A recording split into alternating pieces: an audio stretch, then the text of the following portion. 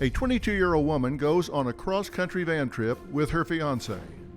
But then, he returns alone. Where is Gabby Petito? And now her fiancé, Brian Laundrie, is missing as well. Gabrielle Petito was documenting her cross-country adventure with her 23-year-old fiancé, Brian Laundrie. Gabby Petito never goes outside. In late August, their posts slowed down, and so did communication. They seem to have an adoring relationship, judging by these lovey-dovey images. I loved hearing about where she was. She would send me pictures every day of these beautiful places. I mean, it looked like a fairy tale. The fiancé reportedly returned with the camper van, but no Gabby. Parents of a missing woman from Long Island need help finding her. She was on a cross-country trip when communication suddenly shut down. 22-year-old Gabrielle Petito was reported missing over the weekend.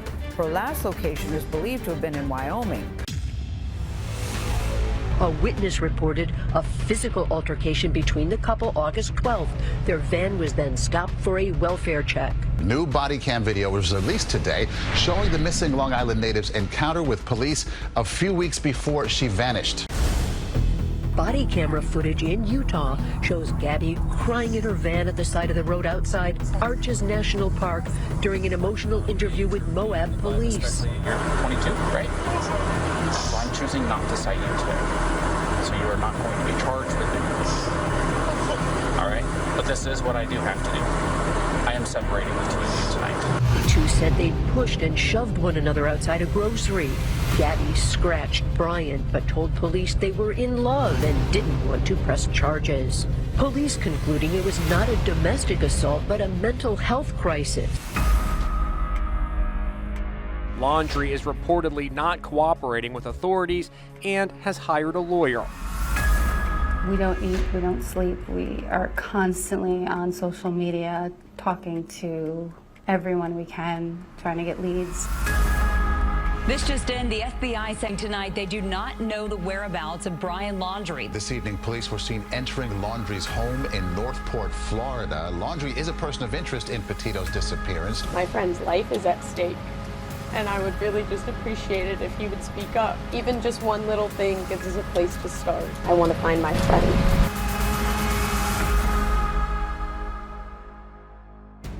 Gabby's father, Joseph Petito, joined me to make a desperate plea for answers about his daughter's whereabouts. He says he will stop at nothing to find Gabby and bring her home safely. Joe, good morning. Good morning, Doc. How you doing? Well, I'm doing well, and I'm very glad to meet you, but very sorry for the circumstance. I appreciate that. I certainly hope that we find Gabby and that she's okay. Do you have a theory about where she is and what's going on right now? I have a gut feeling, and I have a thought in my head, and the gut feeling's my fear, and I'm using the thought in my head as my focus, because if I use my gut feeling, I'm going to be on the floor crying. So your fear, as any father when their daughter's missing, is that there's something, foul play has taken place and that something's wrong with her, correct? Yeah, I mean, it's too long to not have anyone speak to her. Well, she had gone on this road trip with Brian Laundrie, and let me get a little history about them. When did they begin dating and move to Northport, Florida to live with his parents? Yeah, so about 2.5 years. They've known each other since high school. How would you describe Brian? How well did you know him, and what was he like? I've met him a bunch of times. I've never liked any of Gabby's boyfriends. Let's be real. I've never actually called one of her boyfriends by their real name, ever. I've always made up names for them, to be honest with you. What was your name for Brian? Brienne. Why that? Oh, why not? I always tried to use the female version of the boyfriend's names, just to intimidate them a little bit. Right. How did he respond? Oh, they laughed. So as the years progressed, I think she prepared them for when they met me. Yeah, got them ready. And Brian was always respectful. I can't say he wasn't. What kind of relationship did they have? How would you describe it? There's no red flags that stuck out. Nothing that popped in my head that, listen, this boy is, is not a good boy. If there were, I would have discouraged going on the trip. Had she ever done a trip like this before? She did. She did it with the same boy. Not a van life type of style where they did their own, camper conversion, but she took, we leased her a Nissan Sentra. They did a cross-country trip to California and San Francisco, stopping at a bunch of stops and stuff like that. It was, she had a great time. So it's not even like this is their first time doing something like this. No problems with it at all? No. So you had no concerns about her going off and doing this again? I had concerns. I mean, come on, a parent has concerns, especially because it's gonna be a few months, let's be real. But nothing to indicate we'd be here. Did you ever witness them fighting? No. Did she ever talk to you about them fighting? No, because listen, I'm a protective father. If my daughter cries, I'm gonna fix the problem. You know what I mean? That's how I am. I don't like to see that. That's not something she's gonna bring up to me because she knows that I'm gonna get involved real quick. Were you aware of the engagement and did you go along with it? Were you okay with it? Yeah. Listen, you know what? Listen, at the end of the day, if my daughter's gonna be happy and she loves you and you love her, which is what I saw, I'm okay. That's all I care about. And that's it. My daughter's happiness. Let me ask you about her, a few things about her. I heard her say to the police some things about OCD. I want to play this little clip about her saying she was OCD, and I want you to react to her demeanor at the time and then also what she says. You want to tell me what's going on? Yeah, I don't know. It's just some days I have really bad OCD, and okay. I was just cleaning and straightening up the back of the van before, and I was apologizing to him and saying, I'm sorry that I'm so mean, because sometimes I have OCD and sometimes I just get really frustrated. Not like mean towards him, I just like, I guess my vibe is like I hear him be like in a bad mood, and I was just saying I'm sorry if I'm in a bad mood. I've just been really stressed. I had so much work I was doing on my computer this morning, so I've just been really stressed, and he doesn't really believe that I could do any of it. So that's kind of been like a, I don't know. He's like down there. I don't know. We've just been fighting all morning, and he wouldn't let me in the car before. And then why wouldn't he let you in the car? Because of your OCD? He told me I needed to calm down. Yeah, but I'm perfectly calm. I'm calm all the time, and he really stresses me out. And this is a rough morning. Had you seen that before? I've seen bits and pieces of it. I haven't watched the whole video. I can't bring myself to watch the whole video. Because I don't like to see my daughter cry. Well, of course, I understand that. Was that out of character for her? Is that kind of her? How would you characterize that in terms of her range of emotion? No, it's out of character for her. Listen, she likes things in their place. So that's a small confined area. Making sure that everything's put away so you're not stumbling on things doesn't seem OCD to me. She might be just classifying it as that because that's the common term for it. But she didn't have manic issues or mental instability or anything like that. Sounds like they were having an argument because he didn't believe in her that she could get this done. So when she uses the term OCD, you think she's using that in just common parlance, not diagnostically? Yeah, it's not like she was ever diagnosed with OCD or any other issues where she needed medication for or anything like that. Never. You're in a confined area. Come on, who doesn't like a clean, tidy place? Were you aware that they had an encounter with the police on August 12th? I wasn't, and that's not something you're going to tell your dad. Because if you tell your dad something like I said, I'm going to fix it. I'm an overprotective dad. If I find my daughter's upset, I'm going to come out there real quick, and I'm going to handle that problem. When did you find out about it, and how did you find out about it? Through the media. That's why it's hard for me to bring myself to watch the whole thing. Because when I see my daughter like that, it's hard to handle. And I really got to focus. And to be honest, all that stuff comes second. Like, that's problem number 2. Right now, problem number 1 is get Gabby home, right? I can ask her those questions when I have her here next to me. Right. Until then, all that stuff doesn't matter because I talked to her afterwards. Her mom has talked to her afterwards. I FaceTimed her, all this stuff. And she was working really hard, really, really hard on that website. So I get stresses and all this stuff, but no, something like that, You're not going to tell your pop. Right. And I'm looking at it from the standpoint of having been trained as a forensic psychologist. I'm trying to see if there's anything that would explain leading up to her disappearance. I'm trying to see if there's anything that you see that's a red flag that I might need to see that would explain what would get her so upset that she would go off on her own. And I'm trying to wrap my head around how Brian would drive all of these days back across the country, having left with your daughter and returning without her and not saying anything about it. What do you say to yourself about that? I'm trying to wrap my head around how Brian would drive across the country, having left with your daughter and returning without her and not saying anything about it. What do you say to yourself about that? It's not even his van. I mean, I can say a lot of things that aren't appropriate for TV. Like I said before, I'm a protective dad, and I got a lot of questions. Well, let's talk about those questions, because they need to be asked, and maybe somebody will know something about it. But he leaves and drives home without her. What do you say to yourself about that? First of all, you came home without it. Then you had the van for 10 days in your driveway. So now I got, what happened with the van?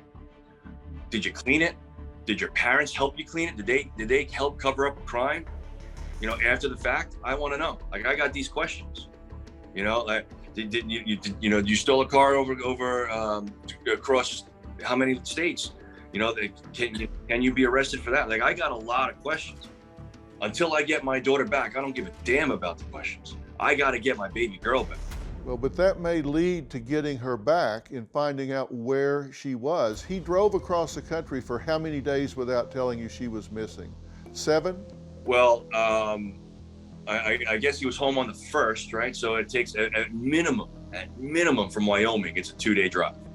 Right, but you last heard from her on August 27th, and he arrives home on the 1st, correct? Yeah. Okay, so there's 7 days between when you last heard from her and when he arrives home without her. Well, there was another text message to her mom on the 30th. But she doesn't believe that was from Gabby. What did the text say? No reception in Yosemite.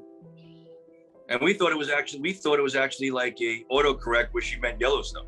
So there's this text message that just says no service in Yosemite. What were the last words that you spoke to your daughter? We were working on her website. She was telling me about the trip, where she was going, and all this other stuff. She said, listen, I'm going to have some bad reception, in certain spots, so I'll call you when I can. I'll let mom know I'm going to be calling her. All right, cool. And then we're working on a website and she had some problems making the email address work, for Nomadic Static that she was doing. So I'm not a techie guy, but I sat down at my computer and we YouTubed it and we figured it out together. I sent her some food through my Domino's app, and we would just laugh and having a good time, trying to make it work. It was frustrating off the start when we couldn't get the email to work, but we got it. Okay, and that was when? That was on the 21st of August. All right. Because me and Gabby talk once, twice a week. Her mom speaks to her 2-3 times a week. My son talks to her, a couple times a week. So, it's always someone talking to her, and you're like, oh no, I haven't, and you don't think anything. You travel in the country. But then it started to become a week. Now it's 10. Now we got a problem. You know what I mean? Now you're 10 days. You know what I mean? We got a problem. And that's when it was it. During that time, he never called you? He never said, hey, just so you know, I'm home with your daughter's van, but not your daughter. She's out there in America somewhere. I just left. She went off with some people, or she's in a hotel. Nothing. Nothing. Zero. No, nothing. Gabby's mom last talked to her physically on the 25th. Right. On the 30th, she hears, she gets a text message that there's not a lot of service in Yosemite. You can think it's an autocorrect or whatever. You don't think anything of it, but then come the first, the second, third, the fourth, the fifth, you're not hearing from her. All right, because you're camping, there's not a lot of service. I'll hear from her in a couple of days. And then, you let two days more go by. Now you start calling people and stuff like that. You're like, all right, maybe, whatever. And then we started we tried on the 10th to do, like I said, the missing person. We finally got it in on the 11th. You know what I mean? So it just became too much. Did you call Brian during or at the end of this 10 days? We called Brian, we called the mom, we called the dad, we called the sister, we called every number we could find. And we got no phone calls were picked up, no text messages were returned. So we texted them. Have you seen our kids? We haven't heard from them, in a while. We're getting really nervous and we're about to call the police. And you think when someone says they're about to call the police to find your missing kid, you would return a phone call? I mean, that's just what logic would dictate for normal people. And you don't get any response? I mean, that just makes it more and more concerning, doesn't it? So mom, dad, sister, Brian, nobody took your calls? No one.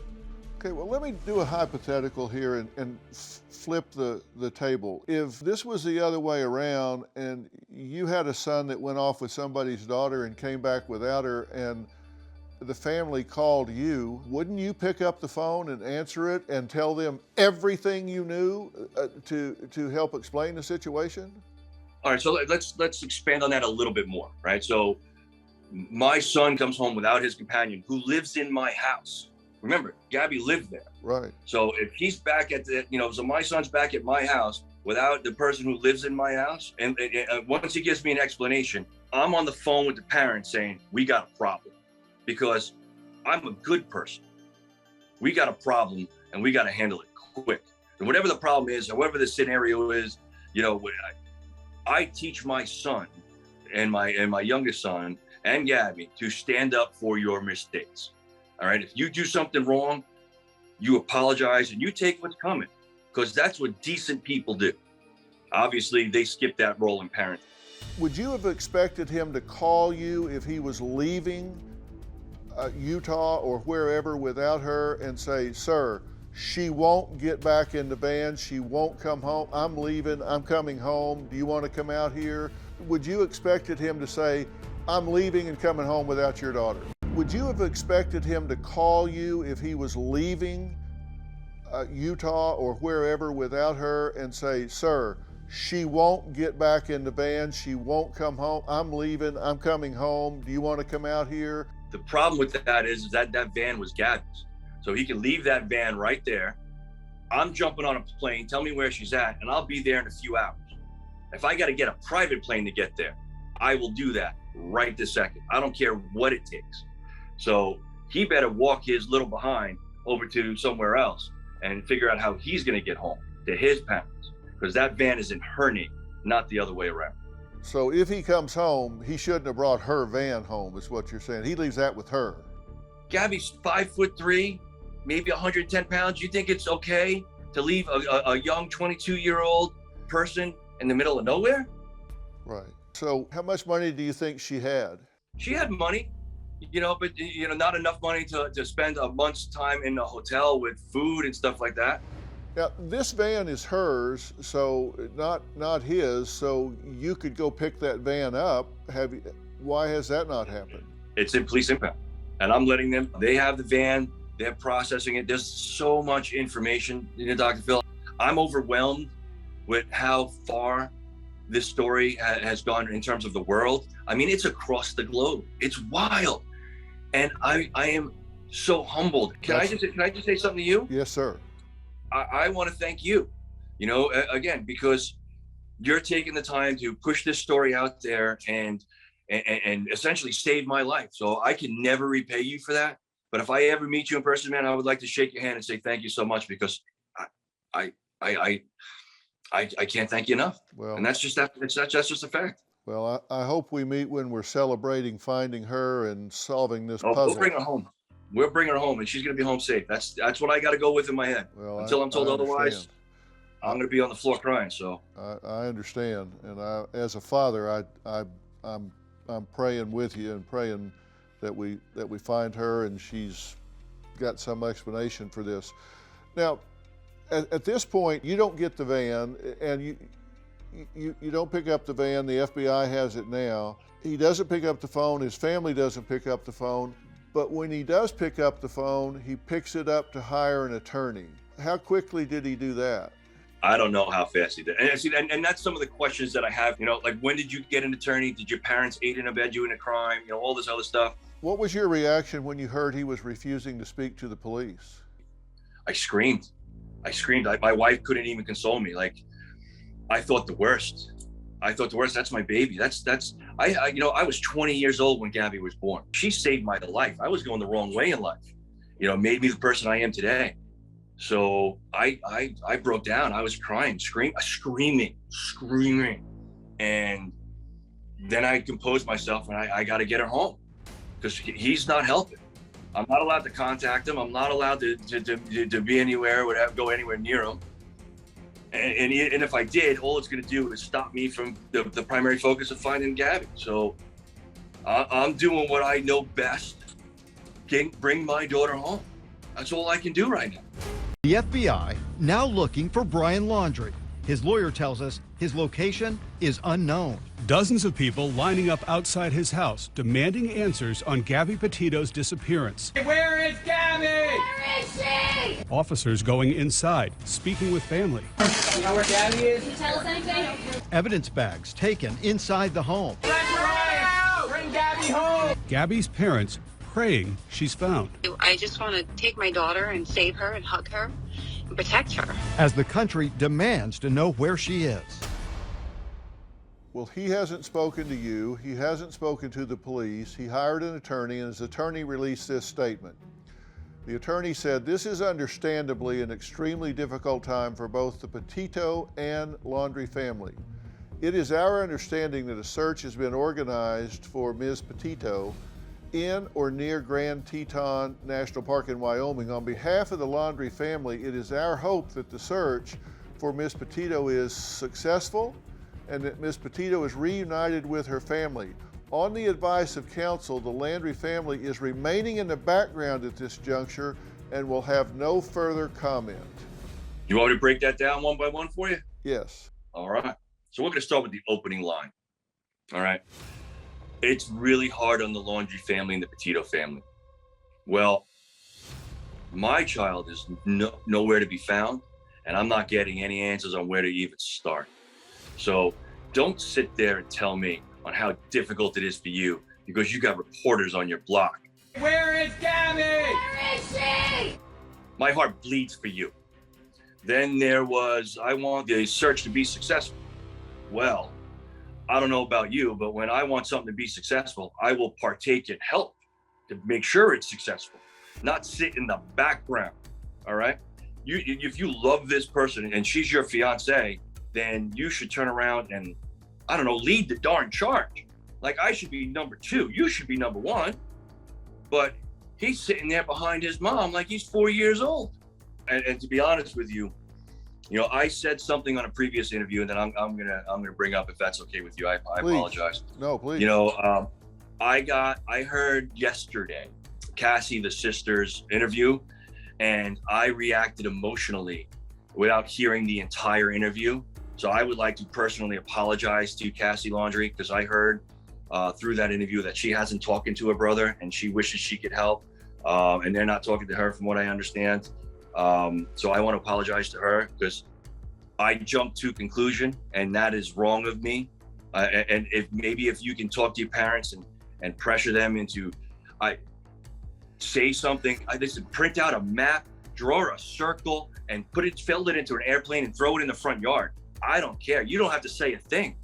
Just tell me where to start. We'll start. I mean, you're going from Wyoming to Florida. That's a lot of ground. Well, she spoke out and says she loves Gabby. What's your reaction? I don't doubt it. Gabby's a lovable person. She's an amazing girl. How could you not love her? She might just be as frustrated as we are. I don't know. I passed judgment, and that was wrong of me. So Cassie Laundrie, I apologize. Well, you said in an open plea to Brian's parents, in an open letter, you said, quote, "We believe you know the location where Brian left Gabby." We beg you to tell us. Gabby lived with you for over a year. She was going to be your daughter-in-law. How can you keep her location hidden? Please, if you or your family have any decency left, please tell us where Gabby is located. Tell us if we are even looking in the right place. Yeah. So you believe that Brian has at least confided in the family where he last saw her, where he left her. On the off chance that Gabby is somewhere in a shelter, in some situation, circumstance where she is watching this, what do you want to say to her? Gabby, let me come get you. I will bring you to my home and I will shelter you from all this crap until you're able to handle it, until you're ready. I don't care about anything else than my daughter's well-being. I got big shoulders, I can handle it. All right, when you're ready, we'll have you come out. Until then, we will protect you. Don't worry. Well, that's a good message for her. Can we add your wife? Hi, Tara, good to meet you. Sorry for the circumstance. Thank you for talking to us. Well, thank you for having us. Well, I'm sharing with Joe objective number one, and that's to find Gabby and get her home. Yes. And I guess my second objective is to inspire the Laundrie family to break their silence and join this effort to bring her home. And people who have nothing to hide, hide nothing. This is not a good look. There's no way this is going to turn out well by being silent. It just isn't.